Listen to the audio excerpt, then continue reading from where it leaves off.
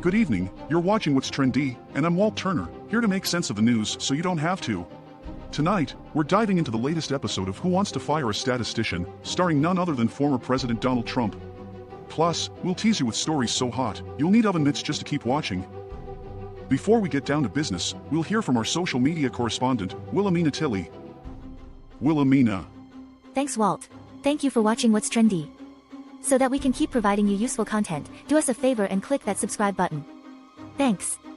Walt, back to you. Thanks, Wilhelmina.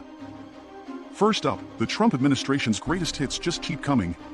This time, it's the Bureau of Labor Statistics in the spotlight. Because when you don't like the numbers, why not just fire the people who make them, right? Let's break it down. Reports have surfaced that, back in 2020, President Trump wanted to fire the head of the BLS. Why? Apparently, the economic numbers weren't flattering enough. Who knew math could be so political? Trump allegedly pushed to replace the BLS chief with someone more loyal because nothing says trustworthy data like a yes man in charge of the nation's jobs report. The White House staff, to their credit, managed to talk him out of it. Maybe they realized that firing the messenger doesn't actually change the message. Or maybe they just didn't want to update their LinkedIn profiles again. In the end, the BLS chief kept his job, and the numbers stayed the same. But the story reminds us, in politics, facts are negotiable, and job security is, well, let's just say fluid. That's all for tonight's main story. Remember, if you don't like the news, just fire the news. Or, keep watching us for the real story.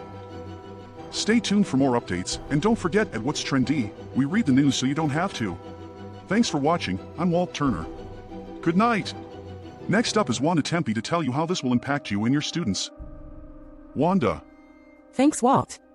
Yes, just another day in the democracy that could, where your economic reality depends less on market forces, and more on whether the president feels personally offended by the unemployment rate. Imagine waking up, jobless, rent due, and thinking, gee, I hope the numbers get better. Only to find out that instead of fixing the economy, the plan was to fire the guy who reports the bad news.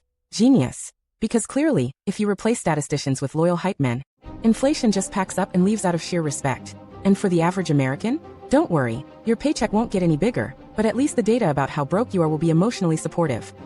This is Wanda Tempe reporting for What's Trendee News. Remember, if it's happening, we're talking about it and making it funny. Have a great day.